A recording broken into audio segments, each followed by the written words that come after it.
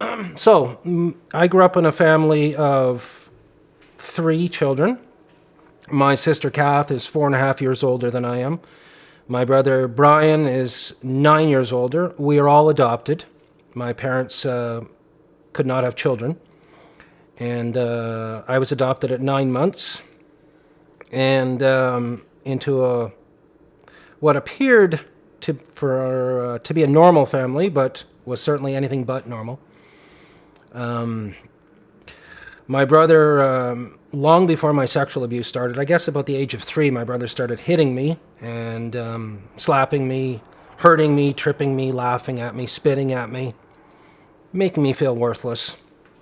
And by the time I was 6, I was being groomed by my brother through a friend of his who was a pedophile and a known pedophile. My brother's game plan was quite simple, and I know this because of the court records, which I possess. His goal was to kill me, either through his hands or my own. My feeling is that my brother despised me and didn't want me in the picture, and literally and figuratively approached his friend Al. Al was a serial pedophile, which everybody, my brother included, knew. And my brother approached Al and actually paid him $250. So to think that's what a person's worth, $250.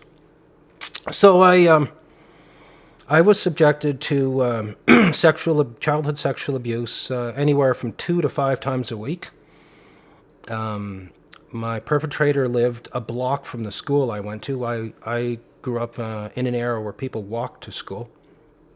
And my abuse started at lunchtime at school. And started off fairly mild and developed into every kind of sexual abuse and torture you can imagine. The activities included everything you can think of: penetration, rape, sodomy. But for me, the hardest part of my experience wasn't the violence. It was the excess trauma, the guns. During my sexual abuse, I was almost always handcuffed. I was almost always tied. Guns were a huge part of my childhood sexual abuse. My brother took great delight, and I mean great delight, in putting guns in my mouth while I was being raped and laughing. And if he didn't get a reaction out of me, in other words, crying or whimpering or begging, he would hit me with it or put it in my ass to hurt me and then laugh about it. It was a sport. I was a sport. And this went on for 6.5 years. I remember when I went through the program, there was a couple of guys in my group who had only been abused a handful of times, and they said, I can't imagine what it was like being abused 407 times. And I said, well, I was abused 407 times, but in reality it was just like one time.